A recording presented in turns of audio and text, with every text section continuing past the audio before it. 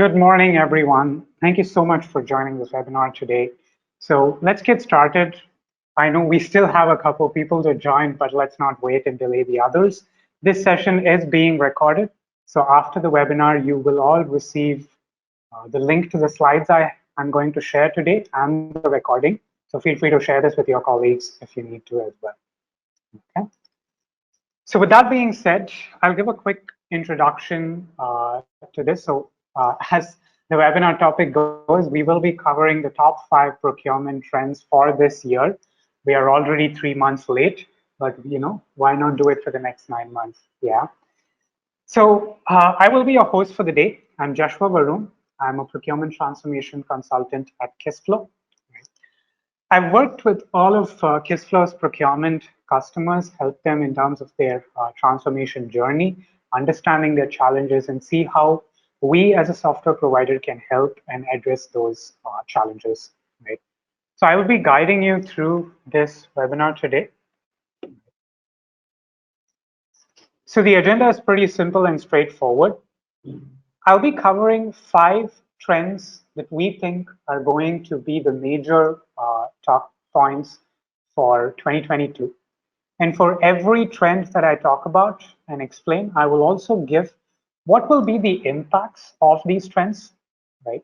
Whether they are good or bad, of course, and what are the key actions that we can take, right? If it is let's say, a negative impact, we should have certain risk mitigation factors in place. If it is an opportunity, how we can ride the wave along with it.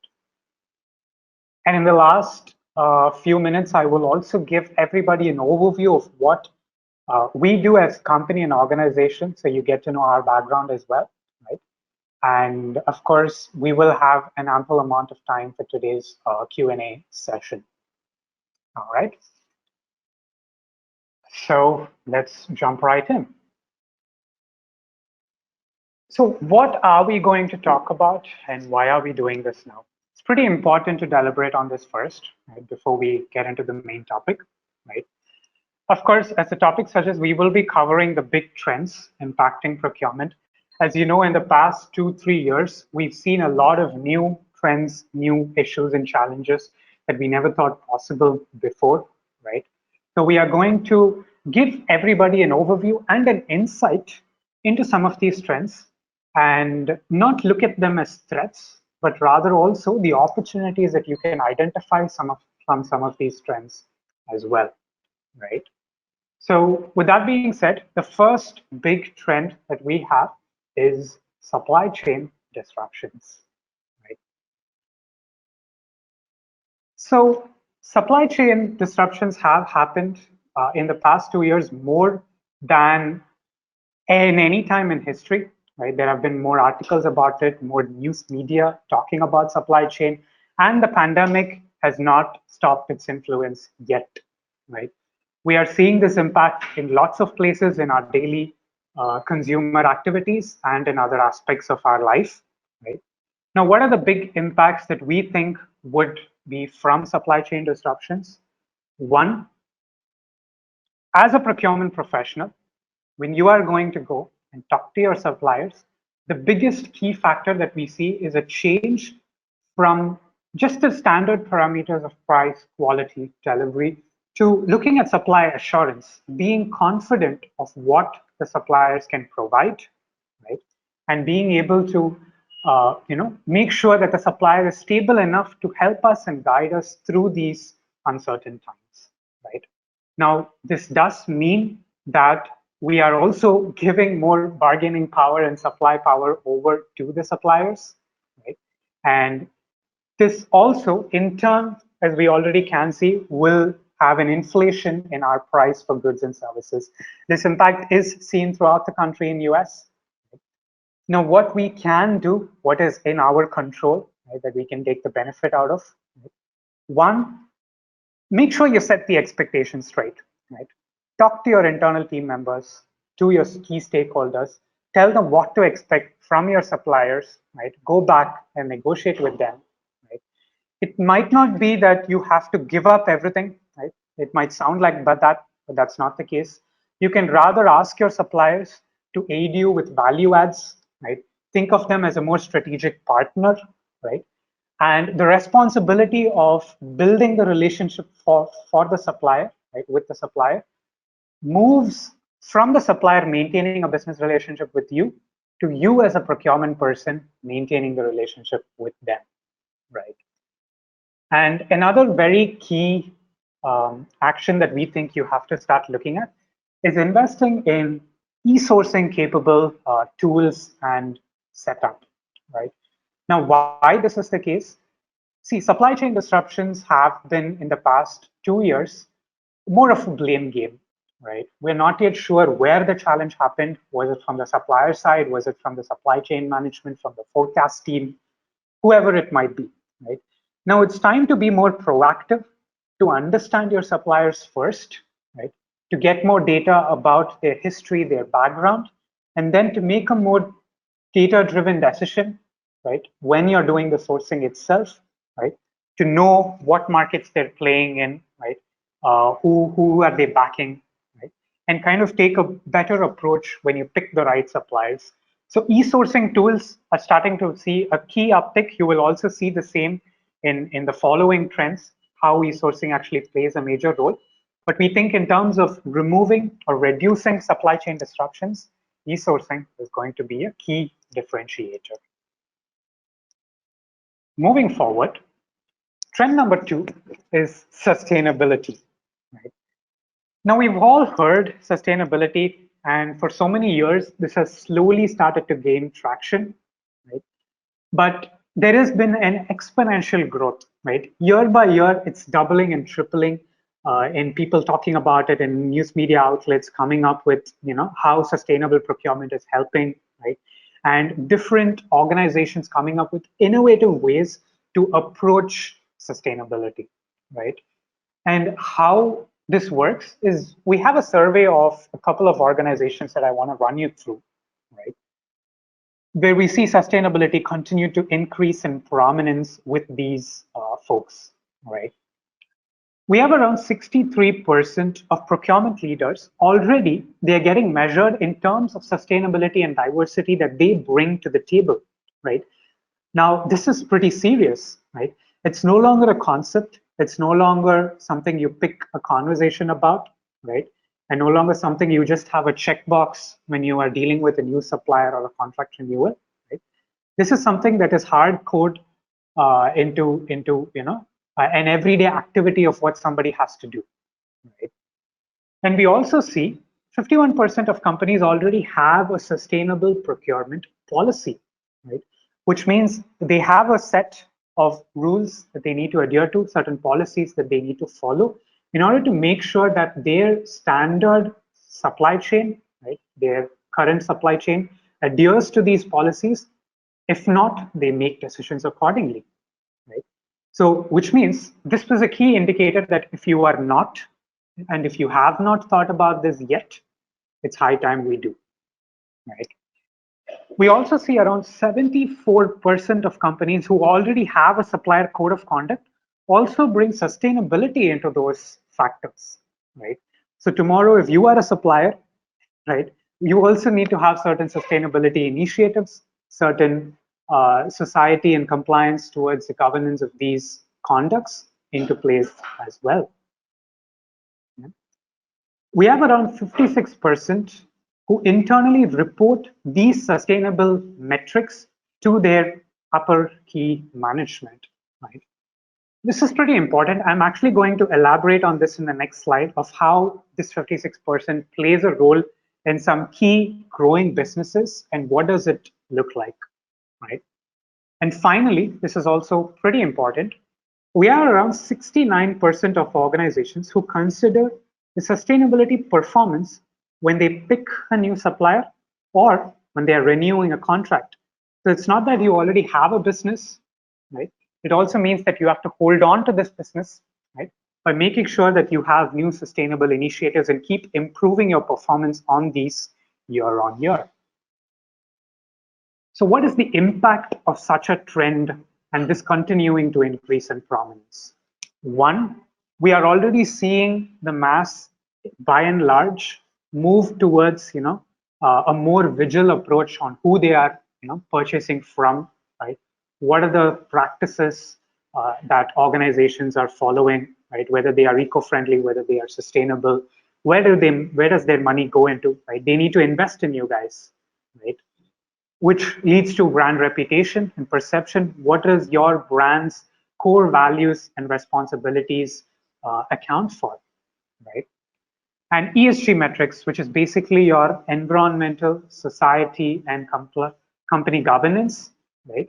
This is going to be a key differentiator when you as a business are going into series funding rounds, trying to find investors, have regulators in your specific industry with compliances, or the society by and large that you need to address as well, right?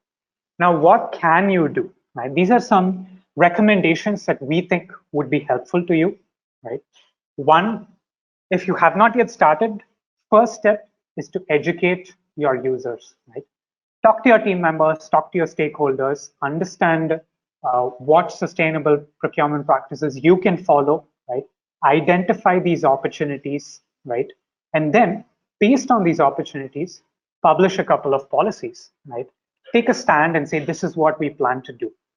Have a metric on it, measure that KPI, and develop on top of that, which will in turn start translating towards how you deal with your suppliers, how do you deal with your customers, how does this affect your brand, right? And another key differentiator is not just your sustainable practices and enforcing this against your suppliers, but you can also hold your suppliers accountable.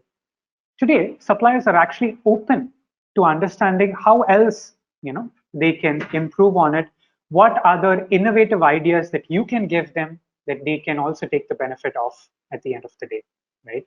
So you can give them an educational, a brainstorming session with your suppliers, have KPIs, and definitely incentivize these, right? In real time, right? In order to make people put this into practice, that is one key differentiator. Either take the carrot or stick approach at the end of the day, right? So we've seen two big trends. So I'm going to take a quick breather and I'm going to allow my co-host to run a quick poll and kind of understand what is your top priority, right, in these next 12 months. We've seen two trends. What do you think is your top priority? I think it should have popped up in your screens. So feel free to pick one of those four options. We will wait for a couple of minutes for people to vote.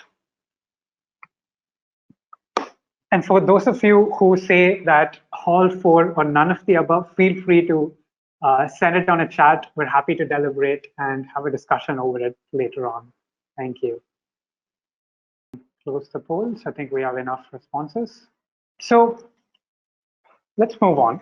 So the next trend number 3 that we are seeing is hybrid work. Now, hybrid work is something that we have seen already in 2 years. It's been a big global experiment. We are seeing offices move to a remote first model, organizations going completely remote, right? Or there are also other organizations who don't want to lose touch with their folks and moving into a hybrid model, right? Regardless of this, this is going to be a great change. Personally, I love this, right? And there are a lot of pros and advantages that organizations are seeing in terms of moving hybrid work, and we are not seeing anybody look back going forward. This is going to be the new normal, right? And with hybrid work being adopted even for new organizations, what is the impact that we have for procurement as a function? Let's move on. Now, the first big thing that you already have guessed, right, is there is a drop in your corporate real estate expenses, right? You no longer have normal office expenses and procurement, right? Those categories would have drastically dropped if you had been checking your procurement spend, right? Rather, it's not that your total expenses have dropped. You will see an increase and an uptick in terms of your home office productivity expenses, right? But this is also not something that procurement can actually function on their own anymore, right? They have to start partnering with the finance and the HR team to optimize what a workspace should be for their employees, right? Because it's not work from office, work from home, it's work from anywhere, right? So how do you enable your employees with these productivity tools is the next big step, right? And definitely, what we have seen is traditional processes will not cut it, right? These tools become completely obsolete. And for those of you who have seen, is the fastest people who actually moved to a remote model the minute the pandemic hit, where organizations were already cloud native, right? Which means every tool that they had was a cloud tool, right? So this is where companies are moving towards, right? From a tool that was designed and meant for us when we shared an office space, when we shared a roof above us, right, is no longer going to work, right? And that is where we have to think about how you redefine your process, redefine your systems. And technology companies are coming up with very innovative ways. We have already seen ways in which we can collaborate with one another through the internet, right? And there are more ways in terms of reducing home fatigue, right? And working much more productive. However, there is another big concern, right? Concern and an opportunity, to be pretty honest, right? One, you have a wider talent pool. For procurement, you can now go and completely change your hiring strategy. You can say if you want to have a certain skill set or a skill gap that your team has for a particular procurement category or to deal with suppliers from a specific region, right? That is no longer the case. With a remote first approach, you can hire people from anybody across the globe. Globalization is the new norm, right? However, this does open the risk of, a lot of your best performers, the risk of losing them, right? And that's where the key action that we think that you have to do is focus on employee retention, right? Look at your employee happiness index. And this is also something that either procurement and finance have to work together in order to understand the challenges and make this a better place for the employees, right? And the hybrid work model going into a remote first model automatically opens a segue into the next big trend, which is digital transformation, right? Similar to how I spoke about sustainability, digital transformation and the way we approach digital transformation has exponentially increased year on year, and it has in no way decreased through the pandemic. Of course, all the tech providers can attest for it, right? It has exponentially improved that as well. Now, one of the surveys from Deloitte says that digital transformation is one of the top three priorities when it comes to a CPO or a CTO. However, uh, the irony is that if you also see the top two priorities, digital transformation actually paves the way for a better operational efficiency and to look at how you can save your costs as well, right? So I would argue digital transformation has to be number one, but that's a conversation for another day, right? Now, with digital transformation, there have been some major changes in the industry, in the tech landscape. And here are some insights that we bring to you from our industry here. One, the digital way is the default way, right? With there is no longer a resistance in the end users and the stakeholders. There is a very easy buy-in. It's no longer you have to put up a business case, help them understand the benefits of digital transformation, right? We've moved past that. That's why the topic also says it's no longer a good to have or a wish list. It has become a must have. It has to be a tool in your tool set today, right? And especially in the last 2 years, we are actually seeing a major change in the procurement tech landscape. We are seeing existing tech providers improve on their capabilities and their spectrum of what they can do and offer to the procurement landscape, as well as new categories being defined by startups and new organizations as well, right? Now, digital transformation is also not an overnight transformation, right? It is a journey, right? It is not a space where you pick a product for a challenge and you say, you have a digital tool, you are through with digital transformation, right? We would recommend you to understand your current challenges, your current gaps, and define your own unique transformation strategy, right? We at Kissflow is also something that we do. We actually work hand in hand with our customers to first mitigate their current challenges, but then also help them in terms of their vision towards where they want to be, what is their strategy towards digital transformation, right? So you can build the business case for where you potentially need to be, right? Improve on your digital procurement tools, right? And definitely, I would recommend this is do a lot of market research. Like I said, you have a one-stop shop providers to very niche players. So you have to decide what is the gap, what is your strategy, and pick the right supplier from the right category is something we would definitely guide you through as well. Moving forward, there is one more very interesting poll that we want to run here. This is kind of going to gauge your digital transformation journey. So I would urge everybody, right, to give a quick input onto this. Right? Are you still in a archaic manual process, right? Do you have a procurement software, right? Or is there an ERP in place already that is helping you with this? Or are you trying to, play a workaround with another tool like an accounting system for your procurement process? What are you doing today?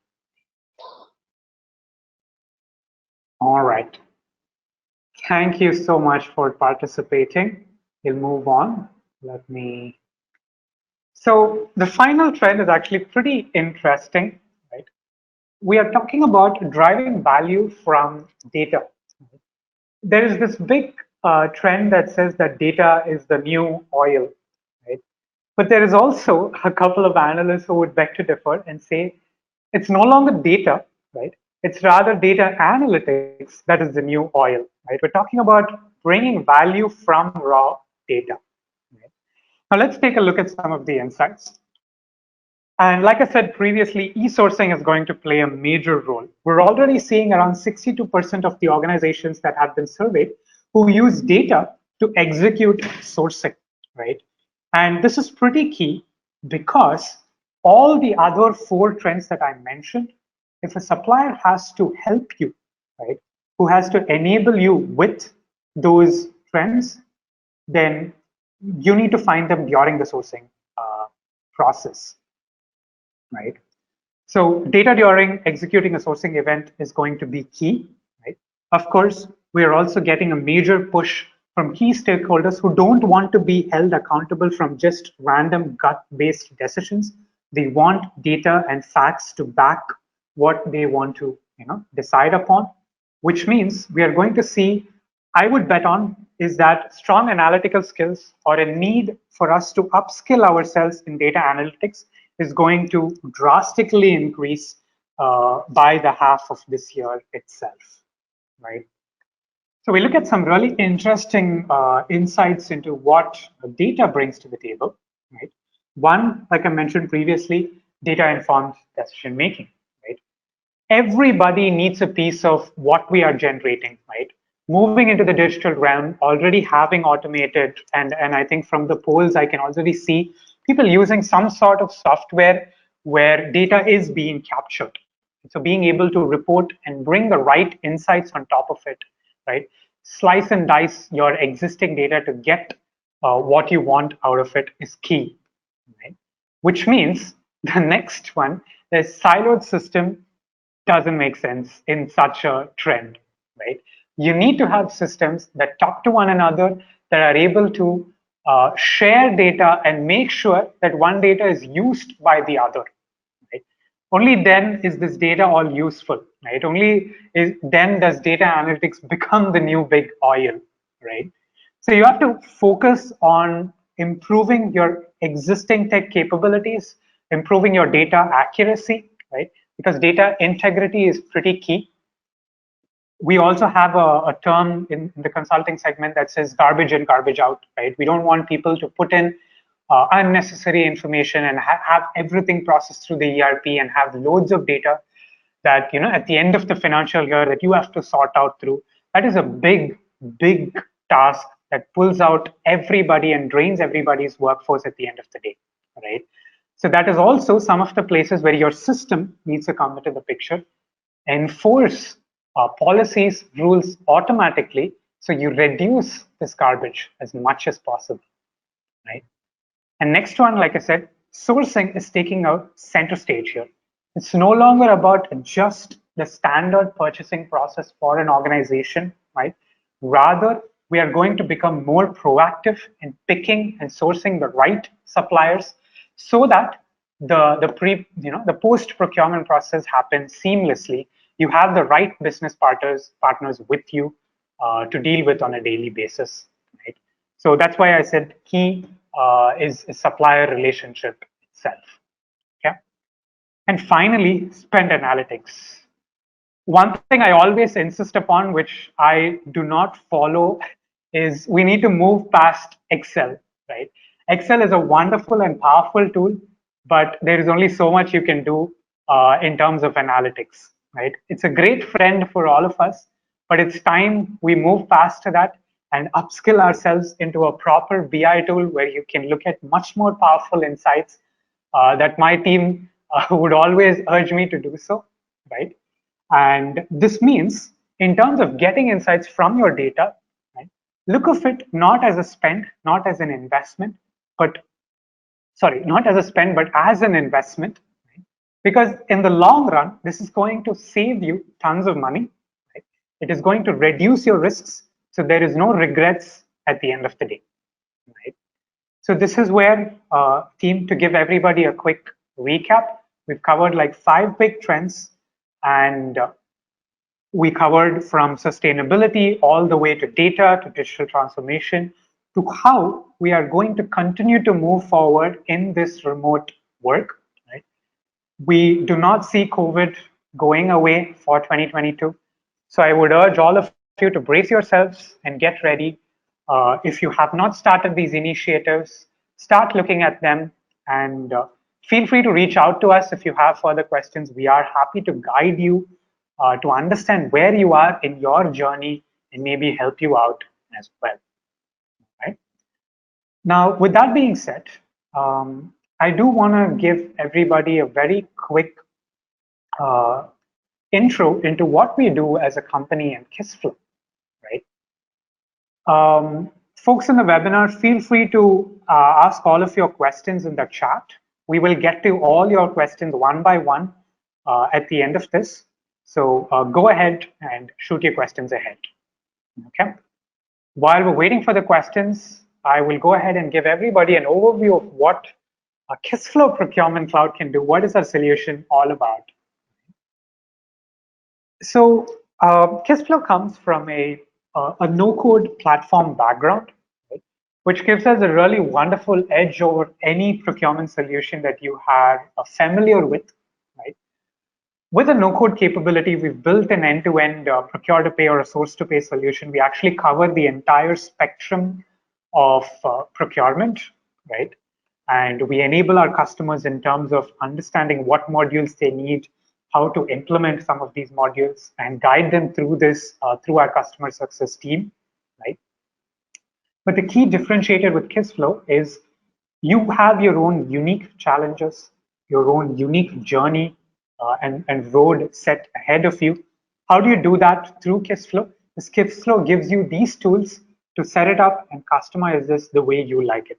Right? So you can start off with something simple, something you might already have, but eventually you can grow and improve on what you've already set up. Right? You are never stuck with Kissflow. There is always room for improvement with our tool. I also want to very briefly run you through some very interesting case studies that we've done in the past for some of our customers. First, I want to talk about Trivago. For those of you who are familiar with Trivago, yes, Trivago is the travel giant the European-based company, right? They are using Kissflow globally, rolled out to all of their employees, right? They have a majority of their spend categories under, managed under Kissflow, and all of their, buyers of different categories using Kissflow as well. Now, the key reason for Trivago to pick Kissflow over all the big providers that they had evaluated Kissflow against was Kissflow's flexibility to adhere to what they had in place already. Like I said, their journey was different, right? They had already grown into a big brand by the time they reached out to us, right? And they had so many legacy systems, so many systems here and there, their ERP tool, their finance system, all over the place, right? But Kissflow was flexible enough to fit snugly into that tech landscape and integrate very well and share data wherever necessary to the other systems. So one of the big reasons why they picked Kissflow. And the other one, of course, we have a very modern and intuitive interface, which makes user adoption very fast. Right? I would actually urge you to go and read some of our reviews. Even for a first-time user, it's pretty straightforward to start using Kissflow. Right? Minimal, user training is required. Next, I want to talk about CarParts. They're a very well-known American brand. I think they have stores in almost all the 50 states and a couple of countries outside the US as well, right? Being a public organization, they had hundreds of, evaluation criteria, different legal, points and parameters that we had to jump through, right? And today, CarParts has rolled out Kissflow across the US to all of their locations, and they are also in the phase of implementing it for locations outside the US as well. They've already reaped the benefit of seeing much faster and increased efficiency just in the first 3 months of using Kissflow itself. They've been a Kissflow user for a couple of years now, right? And one of the key changes in terms of process efficiency is time to order, right? They would typically take a couple of weeks from a user requesting an item to having that placed with the supplier and then that being shipped over. To today, in just a matter of hours or maybe in just a day, they're able to process their orders, which is pretty fast, right? And being a public org, they need lots of data, right? They need to make sure that every supplier complies to their needs, is able to provide, all the needs and requirements at scale, right? So improved visibility into what they're spending, how they're doing it was key, all right? And CarParts, in terms of their indirect spend, right? They have a huge spend over Amazon, right? They have so many small maverick spend that they wanted to integrate Amazon, where Kissflow actually provides an Amazon punch out. So for those of you out there who have an Amazon business account, Kissflow actually integrates directly with that, right? So all of your users will have a seamless buying experience between Amazon and Kissflow. More on that later. And finally, if you're already seeing the trend here, Kissflow has a very wide range of customers, right? We have customers across the board in all sorts of shapes and sizes. We are pretty industry agnostic, and we are able to cater to the needs of any customer in whatever phase of growth journey that they are in, right? We have Nana from the Middle East. They are a kingdom-based online grocery company. They were a pretty small startup when they implemented Kissflow, and they've grown quite fast into a multi-country operation while using Kissflow itself. So they continue to increase their scale, increase and improve their processes, add new policies, which Kissflow allowed them to do so, right, and scale as a business. So flexibility was a key differentiator for Nana, right? And one more thing, because they had a multi-country operation, they had suppliers scattered across these countries. So they had all of these suppliers managed through Kissflow, new suppliers being vetted properly, and also being added into the system. And of course, everything was synced with their accounting and their ERP at the end of the day. So they had no manual intervention. All of this high volume transactions was seamlessly set up without any single human intervention or any human eye looking at these transactions at all, right? Hundreds of validations per day, hundreds of transactions happening through the system automatically, right? Which means, as you can see here, their transactions increased in just a couple of months. They did grow as a business as well by almost 60%. I think this was a 6-month milestone that we checked, right? And they have also been using Kissflow for about a couple of years, right? So as you know, we have brands all across the globe in almost 160 countries. Kissflow has organizations. We are a household name today in procurement and business process transformation. We are a digital transformation company. And like I said, this brings us to the end of what I wanted to share with you, right? For those of you who are still here with us, I want to run one final poll. So this will help our team to reach out to you. For those of you who found this very interesting and very insightful and would love to hear more from my team, my marketing and sales team will reach out to you if you answer yes, right? And for those who say no, we will still send you, right? We will not hold this against you. We will send you the marketing webinar collaterals and in future, any other information that we provide. So feel free to let us know and we will reach out to you accordingly. Thank you so much. I think there are a couple of questions around, will we provide the recording? Will we get the slides? So yes, after the webinar, my team will collate the recording. We'll send you the link and the link to the slides I shared today. So all of you will have access to it. Okay. So the first question is from Carrie. Does Kissflow work with an ERP or instead of an ERP? That's a wonderful question, Carrie. So Kissflow actually works hand in hand or alongside an existing ERP, right? We leave the aspect of accounting, your chart of accounts, your budgeting, and the rest of what an enterprise planner should do to it really well. Kissflow will handle the process of procurement and will interface with your employees directly itself. So we typically look at it from the standpoint where Kissflow will be the interface, right? It will be a procurement for everyone approach, right? And we will integrate with your ERP, Kerry, right? And to add on to that, we provide support for all the standard ERPs, be it SAP, Oracle, Sage, or small accounting systems like QuickBooks, Xero, right? Whatever that it might be. We integrate with all of that also. Right. Moving forward, we have another question. What trends do you see for procurement being responsible for risk mitigation? Which categories are most important to track outside of sustainability, which was previously mentioned, like financial risk significance? That's actually a really good question, Eugene. Yes, like I said, the top 5 will include things like sustainability.